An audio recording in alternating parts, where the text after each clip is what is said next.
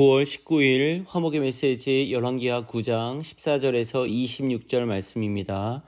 이에 nim시의 손자 여호사밧의 아들 예후가 요람을 배반하였으니 곧 요람이 온 이스라엘과 더불어 아람의 왕 하사엘과 맞서서 길앗 라못을 지키다가 아람의 왕 하사엘과 더불어 싸울 때에 아람 사람에게 부상한 것을 치료하여 하여 이스라엘로 돌아왔던 때라. 예후가 이르되 너희 뜻에 합당하거든 한 사람이라도 이 성에서 도망하여 이스라엘에 알리러 가지 못하게 하라 하니라. 예후가 병거를 타고 이스라엘로 가니 요람 왕이 거기에 누워 있었음이라. 유다의 왕 아하시아는 요람을 보러 내려왔더라. 이스라엘 망대에 파수꾼 하나가 서 있더니 예후의 무리가 오는 것을 보고 이르되 내가 한 무리를 보나이다 하니 요람이 이르되 한 사람을 말에 태워 보내어 맞이하여 평안하냐 묻게 하라 하는지라. 한 사람이 말을 타고 가서 만나 이르되 왕의 말씀이 평안하냐 하시더이다 하매 예후가 이르되 평안이 내게 상관이 있느냐 내 뒤로 물러나라 하니라. 파수꾼이 전하여 이르되 사자가 그들에게 갔으나 돌아오지 아니하나이다 하는지라. 다시 한 사람을 말에 태워 보내었더니 그들에게 가서 이르되 왕의 말씀이 평안하냐 하시더이다 하매 예후가 이르되 평안이 내게 상관이 있느냐 내 뒤를 따르라 하더라.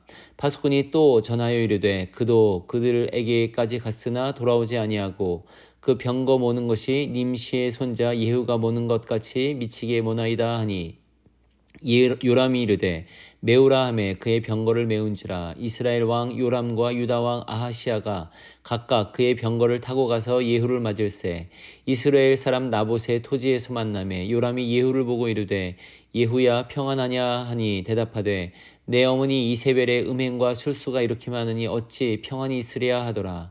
요람이 곧 손을 돌이켜 도망하며 아하시아에게 이르되 아하시아여 반역이로다 하니 예후가 힘을 다하여 활을 당겨 요람의 두 팔 사이를 쏘니 화살이 그의 염통을 꿰뚫고 나오매 그가 병거 가운데에 엎드러진지라. 예후가 그의 장관 빗갈에게 이르되 그 시체를 가져다가 이스라엘 사람 나봇의 밭에 던지라. 내가 기억하려니와 이전에 너와 내가 함께 타고 그의 아버지 아합을 쫓았을 때에 여호와께서 이같이 그의 일을 예언하셨느니라. 여호와께서 말씀하시기를 내가 어제 나봇의 피와 그의 아들들의 피를 분명히 보았노라. 여호와께서 또 말씀하시기를 이 토지에서 내게 갚으리라 하셨으니 그런즉 여호와의 말씀대로 그의 시체를 가져다가 이 밭에 던질지니라 하는지라. 아멘.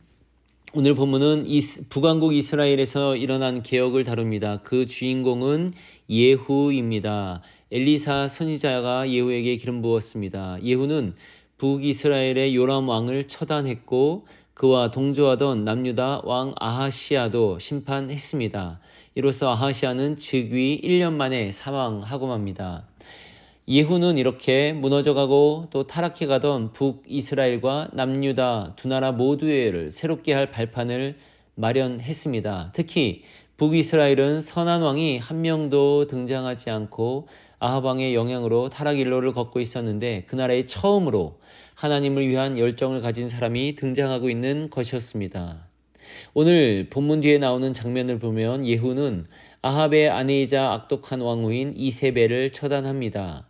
아합 왕보다도 더 냉혹했던 이세벨을 어려움 없이 처리하는 모습은 이 예후의 강함과 단호함을 보여줍니다. 이 예후는 또 아합의 아들 70명을 심판하고 또 남유다의 아하시아 왕의 42명의 형제들 또한 심판합니다. 거기에 그치지 않고 아합의 남은 신하들 또한 바알을 섬기는 많은 이들을 처단하는 모습이 앞으로 나오게 됩니다. 이 과정에서 예후가 레갑의 아들 여호나답에게 한 말이 있습니다. 나와 함께 가서 여호와를 위한 나의 열심을 보라. 예후의 이 말은 북이스라엘에서는 보기 힘든 그러한 선언이며 마음을 시원케 하는 말입니다. 여호와를 위한 나의 열심을 보라. 대단한 개혁이 시작되고 있던 것입니다. 하나님은 예후의 개혁 이후에 그에게 나타나셔서 그가 내가 나보기에 정직한 일을 행하여 내 마음에 있는 대로 아합 집에 행하였은즉 너의 자손이 이스라엘 왕위를 이어 4대를 지내리라 말씀하십니다. 큰 칭찬을 해주신 것이죠. 실제로 예후 왕조가 시작되어 4명의 자손이 왕위를 잇게 됩니다. 북이스라엘 전체를 보면 20명 왕이 나오는데 거의 대부분의 왕은 신하들에게 살해되고 통치 기간도 매우 짧습니다.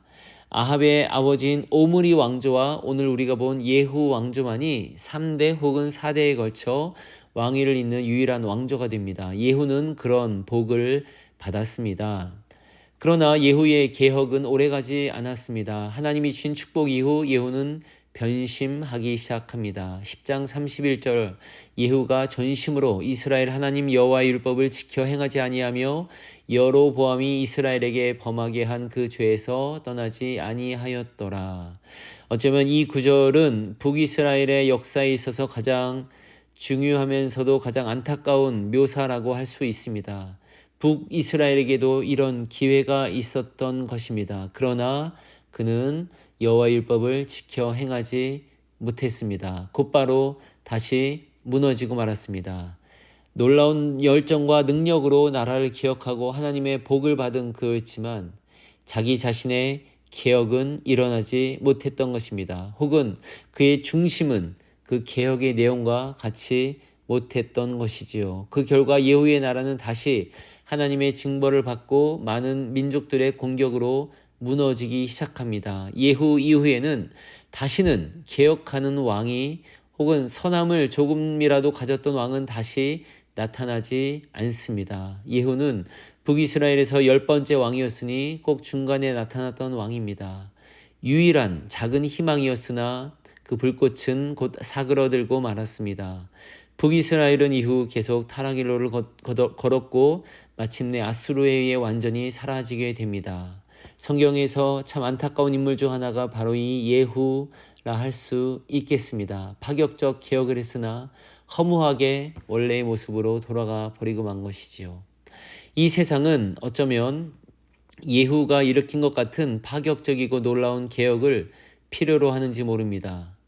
여간에서는 이 세상을 이기기 어려워 보입니다. 따라서 급진적이고 혁신적인 개혁이 필요합니다. 그래야 새로운 세대들이 감동하여 함께 일어날 수 있습니다. 깨어있는 사람들이 관심을 갖고 그 마음을 돌이킬 수 있기 때문입니다. 그러나 그 개혁이 일어났다 해도 지속할 필요가 있습니다. 그러기 위해서는 개혁을 주도하는 이들의 중심이 매우 중요합니다. 겉으로의 개혁만이 아니라 속 사람의 개혁, 자신의 개혁이 또한 필요합니다. 지속성이 중요하기 때문입니다.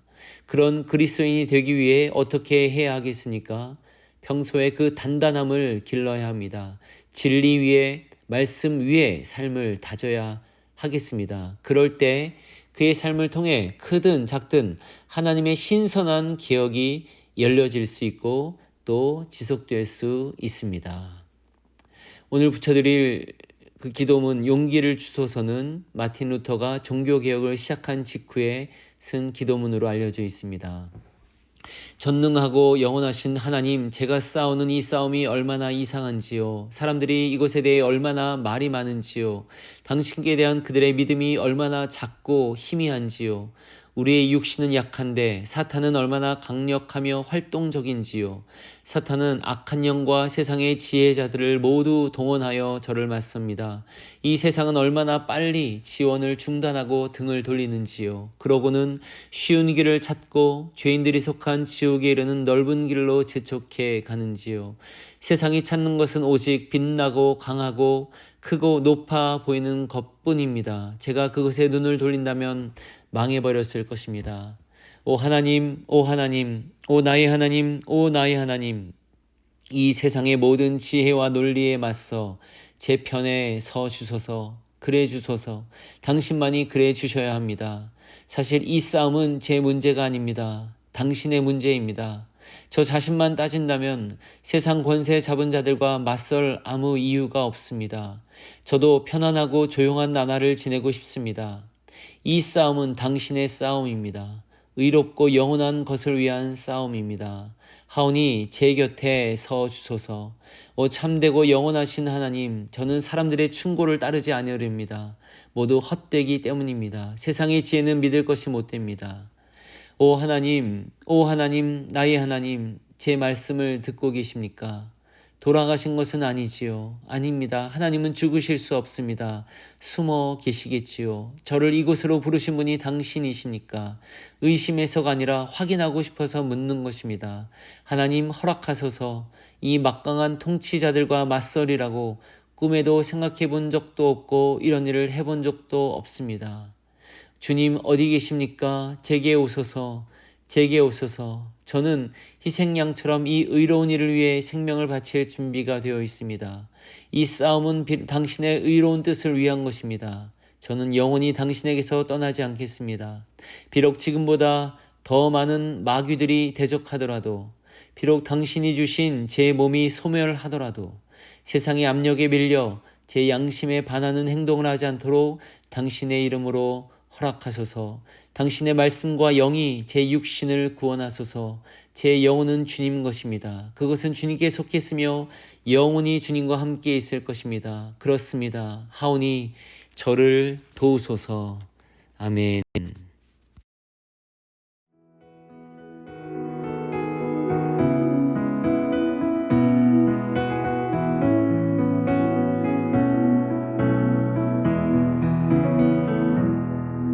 그 선한 힘에 고요히 감사하여